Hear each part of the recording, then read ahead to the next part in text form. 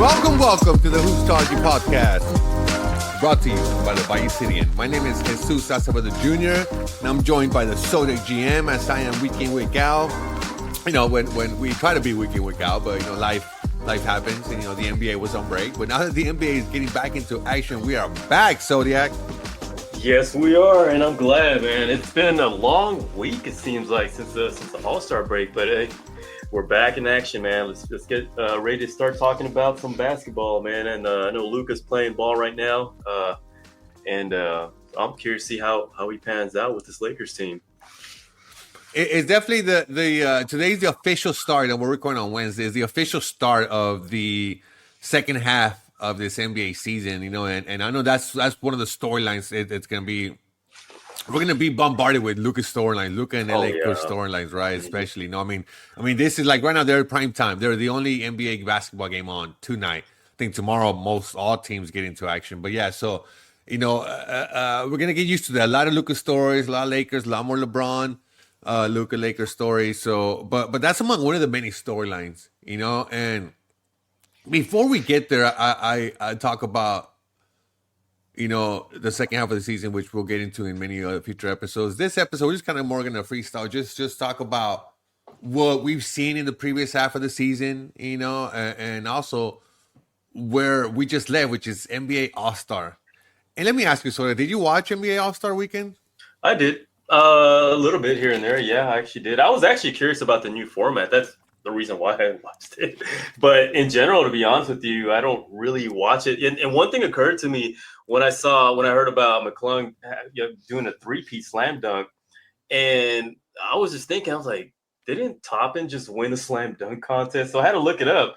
It was 2022. It was 3 years ago. 3 years ago. So that goes to show. The All-Star game to me is not as exciting, I guess, but that's just my opinion, you know. But I was just more curious about the format they were doing this year, so I watched it. Yeah, I'm in the same boat. Even when I was younger, I didn't watch it as much. I mean, I wasn't that. I mean, yeah, the slam dunk contest was cool, you know. Yeah, if it was on, but I know a lot of talk about, you know, ratings down for the All-Star, and, you know, people not tuning in, and, you know, it not being what it used to be, you know. But to the new format, right? That's where this came from, right? They're like, hey, let's kind of spruce up the game and, you know, make it to where it means something now again, or it changes it up, right? And I think some people liked it, but I know a lot of people were upset with as far as the amount of basketball actually being played compared to the amount of runtime for the whole All-Star game, you know? Yeah. So I one idea that I've had forever, and this goes years back, you know, even before it's been brought up now by many other people, is I've always thought they should have done the NBA versus the world, you know, or US versus the world. You know, I thought, especially now in today's NBA age, there's enough good to great to good international players in the NBA. You know, you could put in a top 10. If you say top 10 NBA players right now, there's probably 4 or 5 international players, maybe.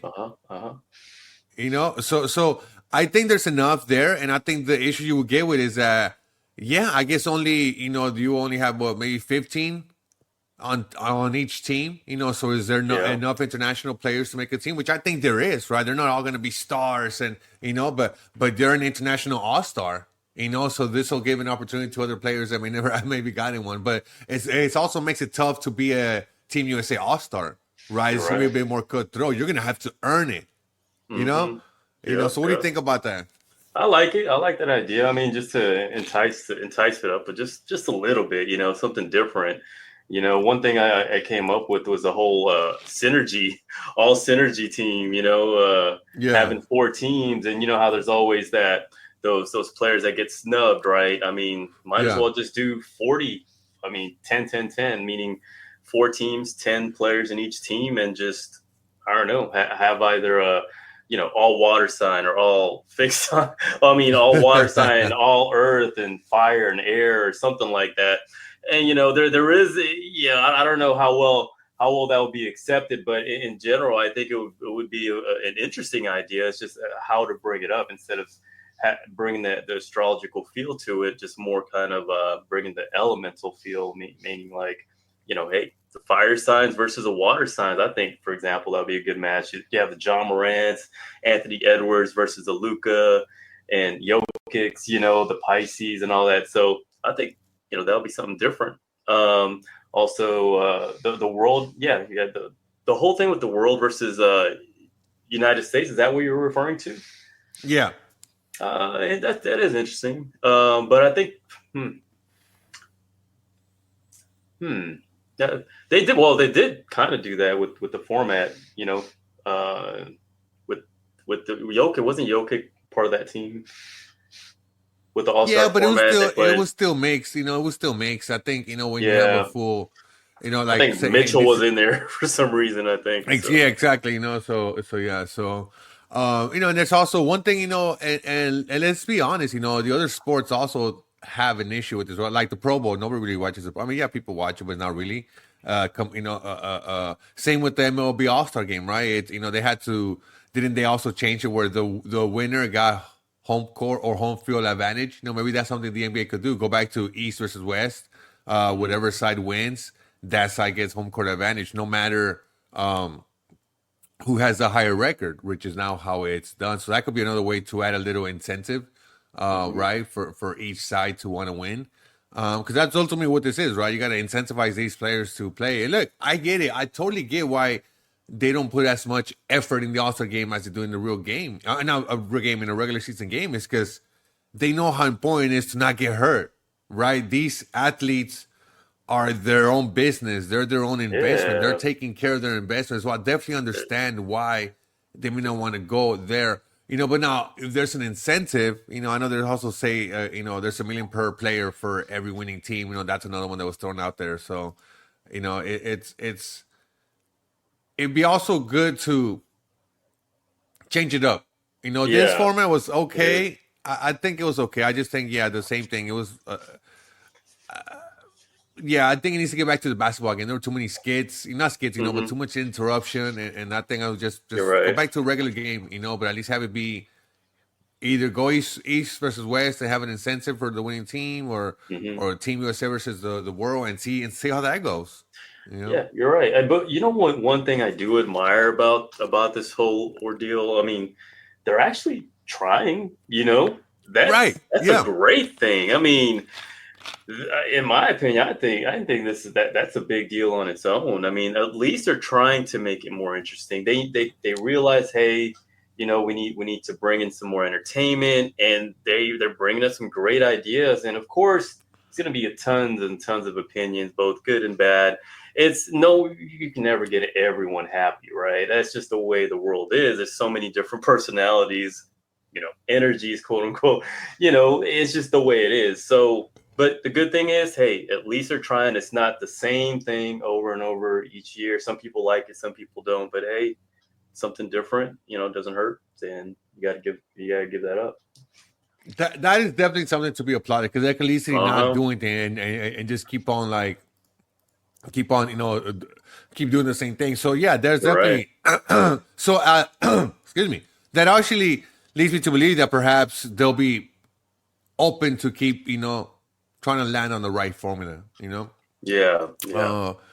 So from the All-Star game, I want to talk MVP.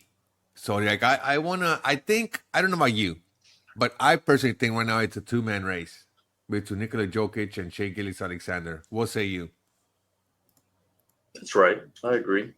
Those two. Do you think there could be a potential third, dark horse that just kind of pushes through, or you think these are the two we're going to have to be debating? I think those two in general. Jason Tatum's up there. I know Karl-Anthony Towns is up there. Has been top 6, top 5. Which, hey, good call on you. You said Karl-Anthony Towns, and I was like, I think you're a little bit wild out there, Zodiac. But top 5 right now, NBA.com has him in the top 5. So, hey. Yeah. See, and the way I look at it, whichever superstar player has the best synergy around them, it tends to get that MVP, right? And I think so far, I mean, both Jokic and SGA have really good teammates around them.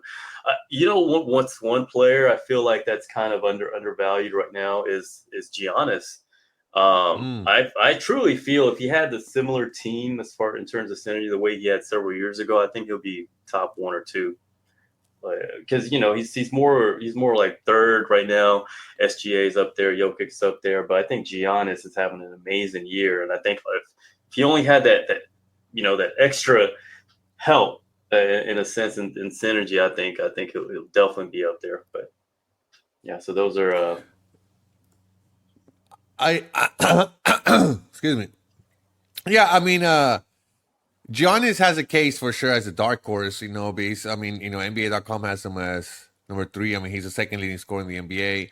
But yeah, I think because of Shea Gilgeous-Alexander, what he's doing with Oklahoma City Thunder, and Nikola Jokic obviously doing Joker things, I think it's gonna come down to them too.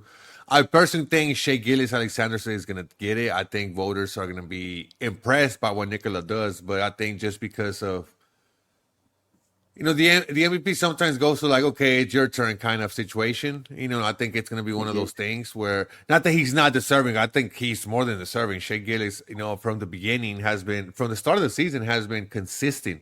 I feel Jokic kind of wavered a bit in the beginning of the season, trying to, fit with the team, trying to get some of the new players integrated. So he was still putting Jokic numbers, but not the Jokic that we're currently seeing. So I think Shea Gilgeous has been more consistent since the beginning of the season. Yeah, as long as they maintain that top seed, I think he has a great shot of getting it. So. Well, I mean, if you look at the standings right now, I mean, Denver has won 8 in a row, by the way.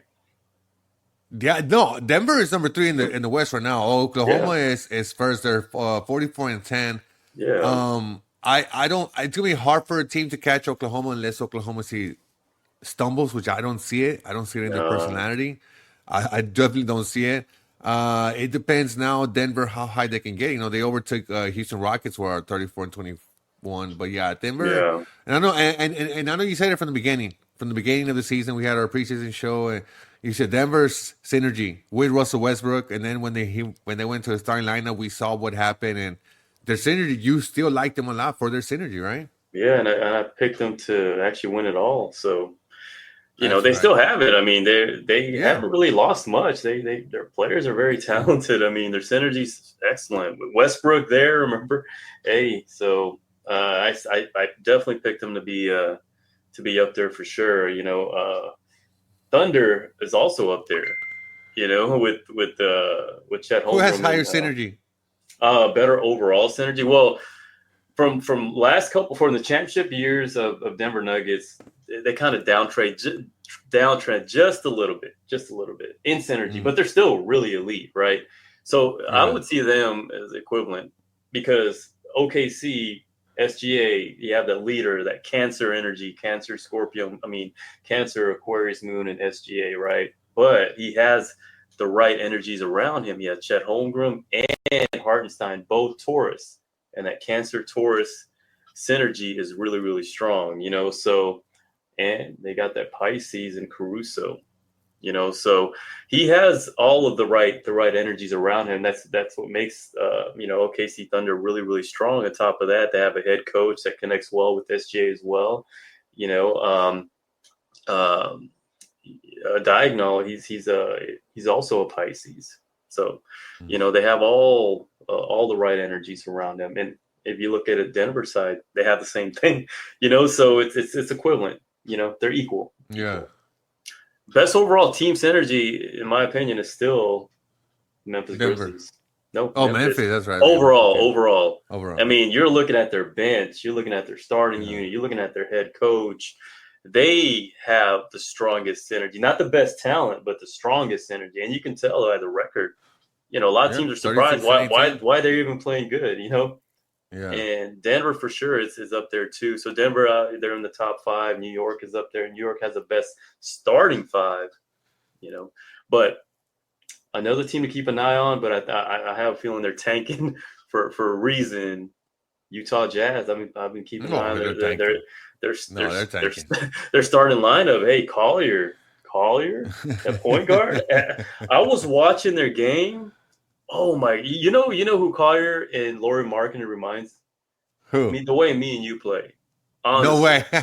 If you watch their game, their synergy is really, really good. Like the way Collier moves the ball around, he's a pass first guard. I was looking at his stats. He had like over 8 assists in like 8 straight games, and no one Wow. really paid attention to that. It's amazing. I mean, he's a Huh. really, and part of the reason why is because he connects well with that team. I gave him, when he got drafted, I gave him like an A minus or A+ synergy simply because of that.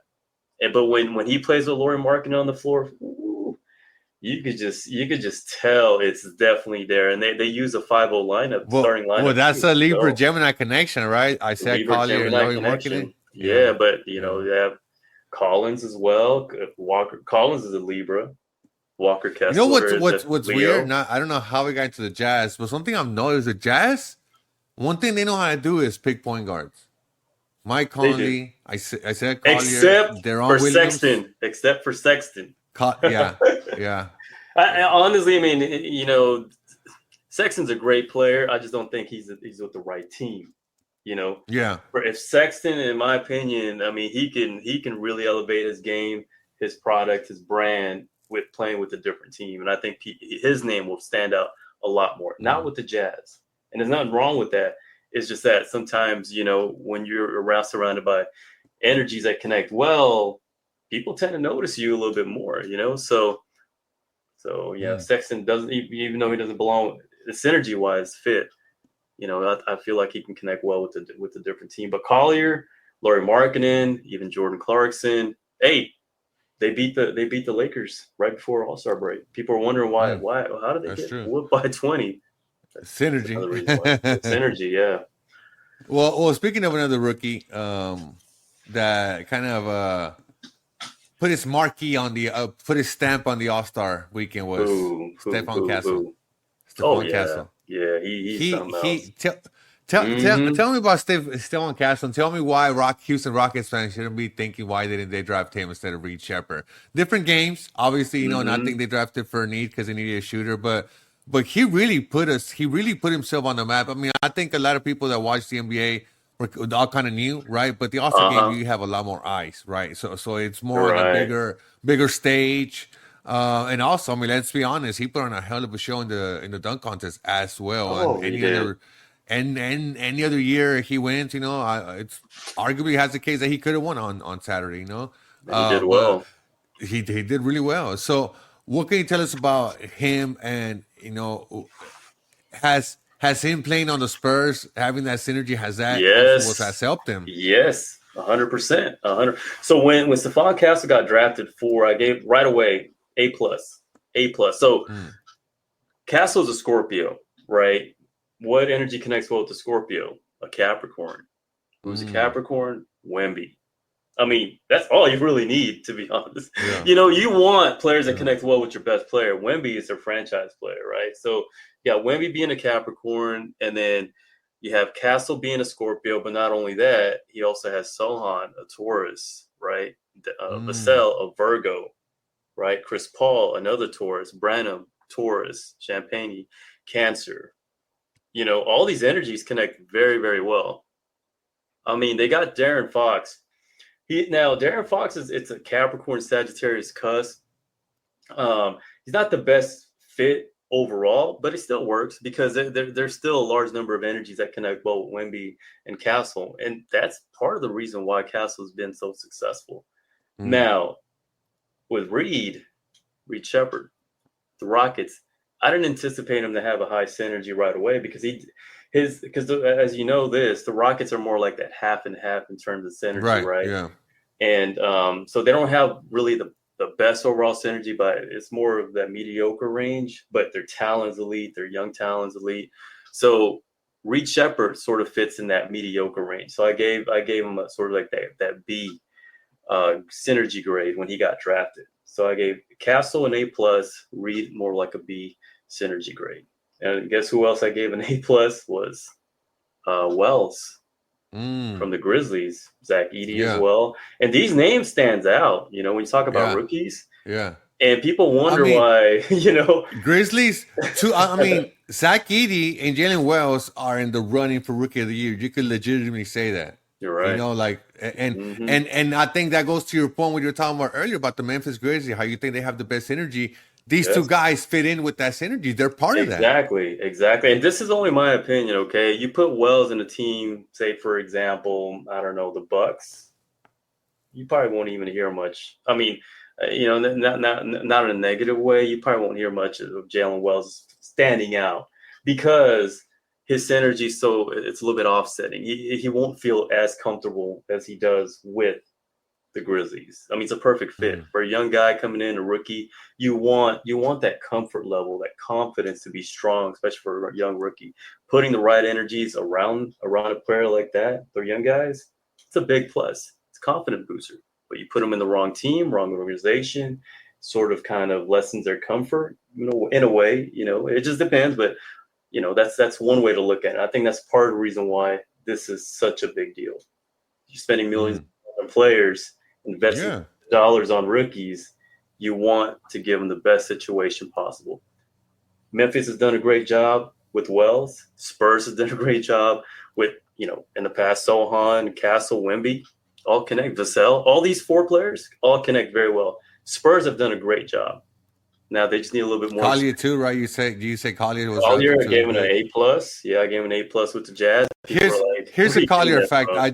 Here's a Collier fact I just came across. This is from NBA.com.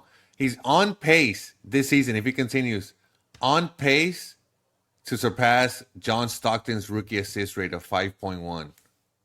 That's how good he is, guys. That's wow. If you haven't heard about Collier, watch him. He could play, and he stands out mainly because of strong synergy. And again, a rookie, you give him that confidence, you get to see the true potential of a player, and that's a big factor. Collier fell into a right situation with the Jazz. And then on top of that, because as you say, let's be honest, they're tanking. He's getting playing time. They're like, all right, we're gonna put this rookie out there. We want him to get that playing time. Not only that, he's starting. He's starting. Yes. He's starting over George. Yes. Yeah. So. While we're talking about rookies, one that I want to talk about that I feel has started to come out more. I've seen, at least. I know people in the Eastern Conference may have seen him more with the Miami Heat. Khalil Ware. Of course, another A+, man. I'm telling you. I am telling you. Okay. When he got drafted, same thing. I gave an A+ right away. I was like, man, he fits so well at that time with Butler. But a lot of times I look at rookies. The first thing I look at is who the coach is going to be, right? Yeah. Where he's a Taurus, right? And then you have Spoelstra, who's a Scorpio, strong connection. But not only that, you look at Bam Adebayo, and who does Ware talk a lot about? Who's his favorite player with this Heat team? Adebayo. When he talks in the press conference, he craves about how well Adebayo. He even, I think, picked him in his top 5. I don't know. I forgot what it was that they had asked him, and he put Adebayo as like one of his top players all time or something like that. And it's no surprise that Cancer. Adebayo is a Cancer, by the way, so a Cancer Taurus connection, very strong, and that's part of the reason why I gave him A+, and that's part of the reason why, in my opinion, he's standing out. So there you go. It's definitely shaping up to be a nice class of players that are, having impacts on their team. Especially the Grizzlies. I mean, having 2 rookies and both having an impact. On you. I mean, let's remember the Grizzlies were among one of the worst teams last season. Injuries had a lot to do with that, right? Exactly. Yeah, you're right. But injuries. But coming this season, and I mean, look, 36-18, among the best teams in the Western Conference all season long. So yeah, I think it's so far, right? We still got the rest of the season. But I think Rookie of the Year, I think Castle has it, unless he kind of falls off, and we see one of these Grizzly boys, either Wells or Edie start. But I think it's Stephon Castles, sure. Stephon Castles to lose. But yeah, so we got time for one last topic, one last here. What do we got here? What could we talk about? We could talk about John Morant. We could talk about a little bit of everything. Let's talk about Luka, about the Luka trade once again, but more so about the trade and what it means, like what that signifies. There was this joke, people were joking that after that trade, all of a sudden players that had gotten hurt, they were saying they were going to come back to play because it was kind of like a signal. Hey, if Luka gets traded, we could trade your ass too, So kind of like a wake up call, Yeah, Embiid like, you know what? My knee feels better. My knee feels better. All of a sudden, like. Oh my God, that's funny. That's good. So, which is why you bring up Ja Morant, right? There was I'm forgetting who reported it, but this NBA journalist, he said that he asked executives, GMs, what are they hearing, this and that. One of them told him that just Ja Morant, just keep that name. Obviously, you told me, and I read it too, and I was like, "There's no way." But as soon as I said, "There's no way," I was like, "Well, Luka just got traded, right. So there is a way." Anything is possible.